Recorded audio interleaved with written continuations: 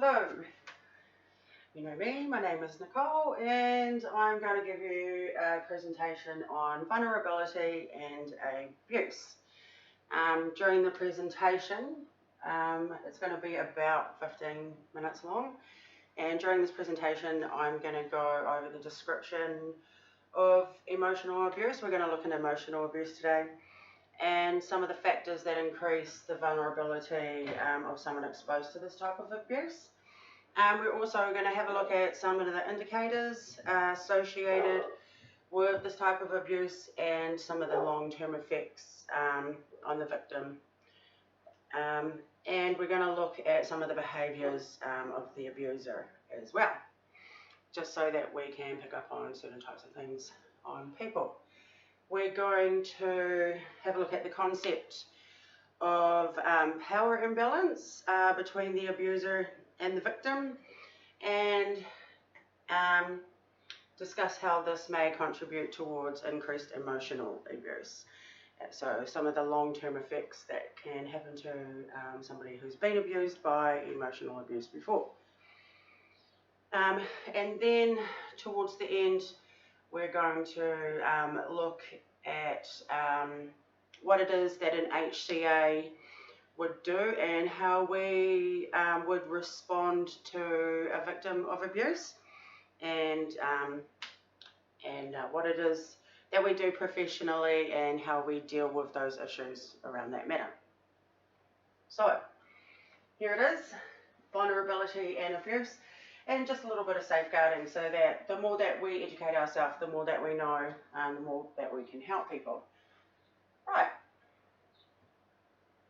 So psychological abuse, often called emotional abuse, is a way of controlling another person by using emotions to criticize, ridicule, shame, blame, embarrass, and otherwise manipulate another person, making them feel vulnerable, afraid, and alone, and unable to control decisions of their daily lives.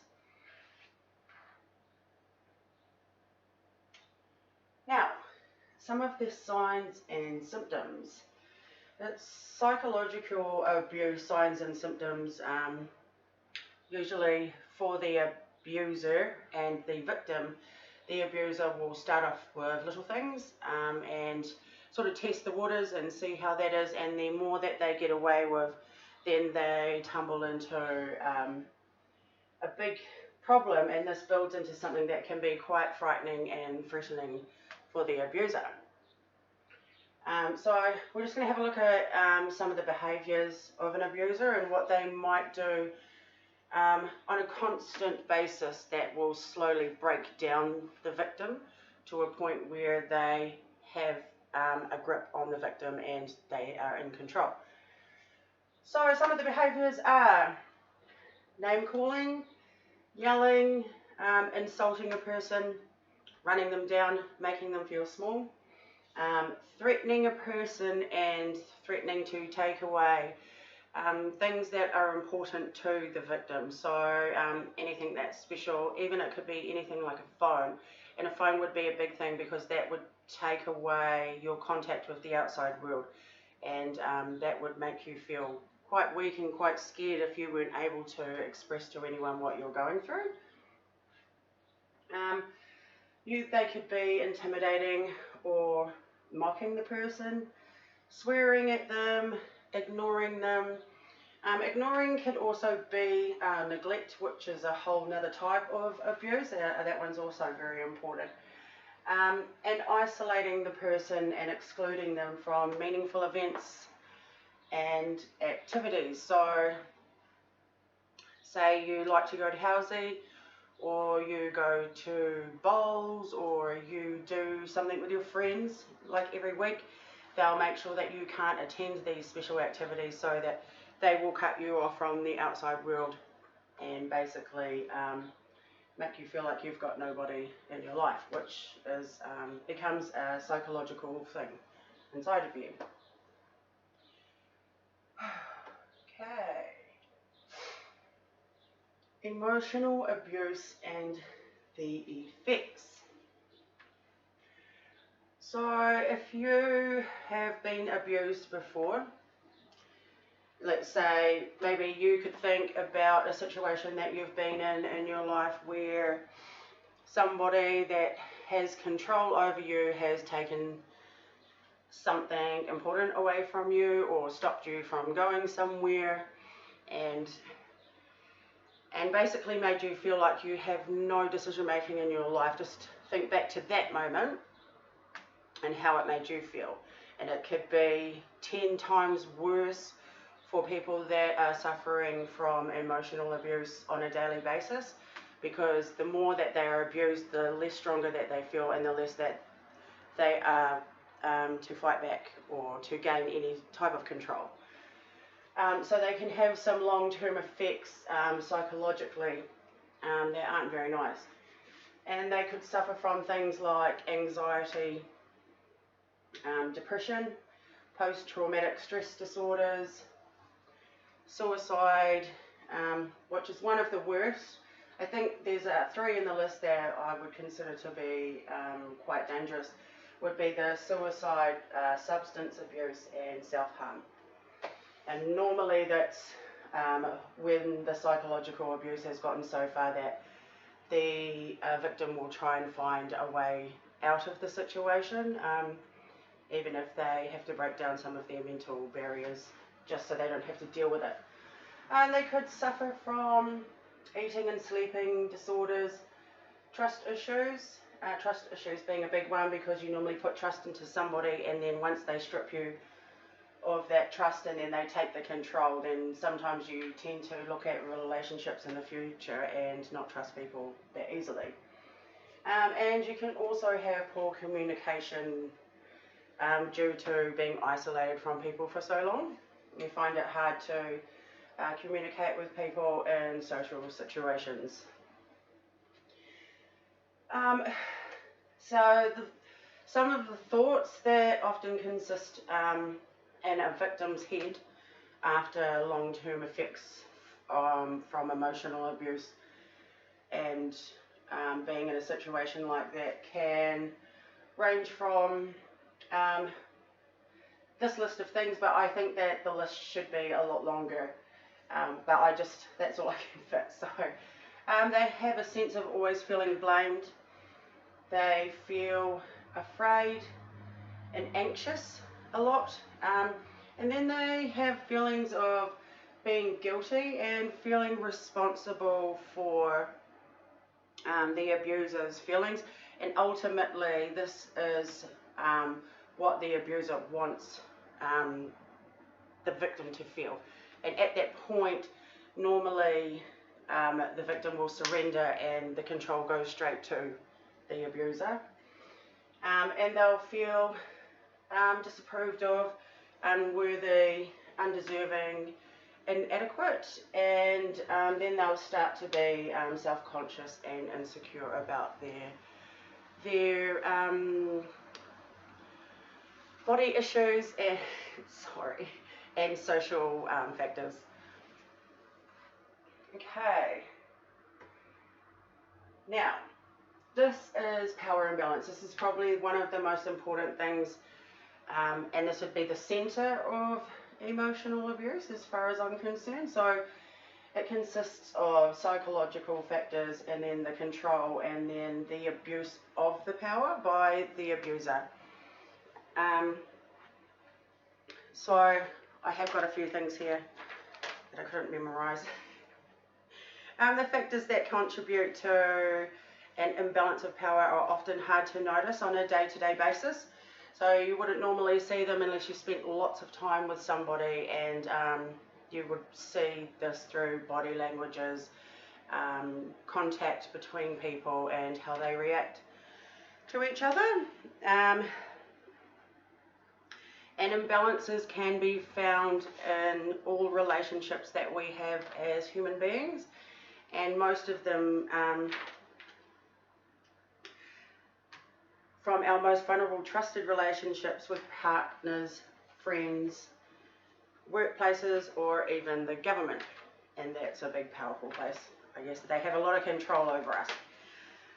So taking the factors of power and control into a relationship, an imbalance of power results when one person or group of people exerts power and control over another, and the power of the dominant person will control the decisions of the person that's not so powerful or the victim. And the control is the other aspect of the power that needs to be addressed. So once they do that, they take away the ability to affect change of control is the ability to affect change in somebody's life and ultimately take away their ability to make life-changing choices or life decisions or just everyday decisions. And once they have that control, they can then abuse the power that they have and use it to have financial control over people. People can become victims of scams, crimes, and also exploitation. So the range is massive, and it's a big area that needs to be looked at in a lot of depth. But basically, every relationship that we have has a power of imbalance, and we are susceptible to losing control, but normally it would happen to more vulnerable people, like the elderly, not only the elderly, but younger children as well. Elderly people lose mobility, so they need more help from other people, and children also need help from other people, so they have more people controlling their lives, and in those situations they're more susceptible from being victims of emotional abuse. Our role and responsibility is an HCA. So as an HCA, once a victim has approached us, we call this a disclosure of abuse. And there are a few processes that we have to take in a professional manner to make sure that the victim feels safe and is being heard, and that we are making sure that we are doing what we can to keep them safe by forwarding that information through to the right people. So we listen, you have to listen. Listen to the person without displaying any emotions or judgment, and let them know that you're listening to them, and then that's it. Don't show them any feelings towards the situation. And then you want to acknowledge that you are hearing what they're saying, and let them know that you're taking them seriously, which is really important, because if they feel like you don't care, then in the future they might not tend to reach out for help, and that would be a big fail in the system for us as HCAs, because we're here to help people. Inform. So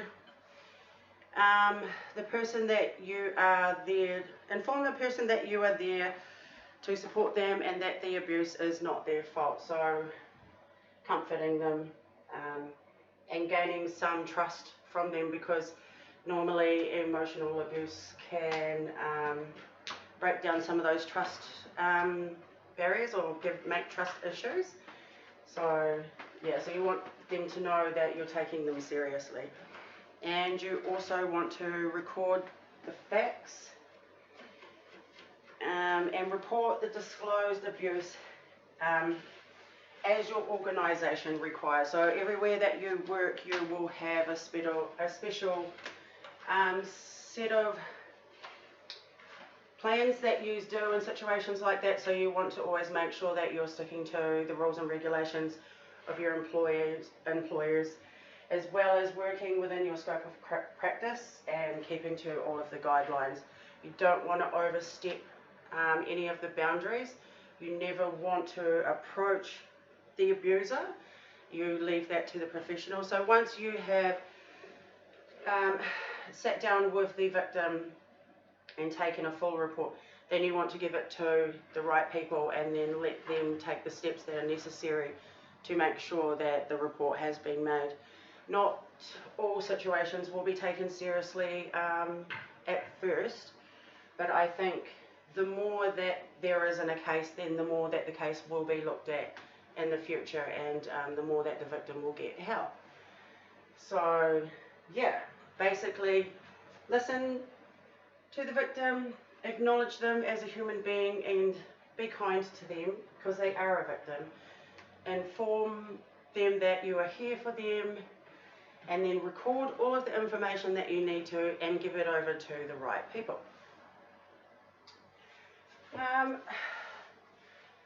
So that's it for vulnerability and abuse. I hope that I was able to touch something there that made you feel like you learned something today. Loneliness. We'll just have a little quick look at loneliness. People who are lonely tend to isolate themselves or have been isolated due to an inability to communicate with other people for many reasons, such as mental disabilities, loss of a close companion. I know a lot of people have lost someone and then they've shut themselves off from the world because they feel like people don't understand how they're feeling, or they just want to not exist. Age and loss of mobility can be a big thing. Lack of social relationships, and then there's that abuse again. And abuse of all types can tend to make you shut down from the world, and then you start suffering from things like loneliness. Most lonely people long for company so bad that it clouds their judgment. So this is how they become victims of all types of abuse. And they usually don't have a lot of friends or family around them, and therefore they have a lack of support system. So as soon as a victim picks up on things like that, they are easily targeted in situations for abuse because they know that nobody's there to help protect them. And they tend to hold on to relationships out of fear of becoming alone again, and that could be a real thing. And they are more resilient to the loneliness that occurs during the said relationship, and won't easily recognise that they are being a red flag. And the abusers will isolate you from your friends and family so that they can continue to hold the power and control. And that's normally always something that that happens, and I did talk about that just a little bit before. Just trying to think. Yeah, I think that's about it. I mean, loneliness is not something easily dealt with, and people tend to push people away, or then they're either too needy. I don't, yeah. But there are places that you can go to. You can talk to a doctor, and they can give you some referrals for counselling to help you with what's going on inside of you, to help make some decisions to change your life. So, and there are a lot of organisations that can help you cope with loneliness, and there are many ways and resources that can help support someone suffering from it. So there's a lot of links here for counselling, health navigators, therapists, and just life-wise health disabilities that we could look into to get some help.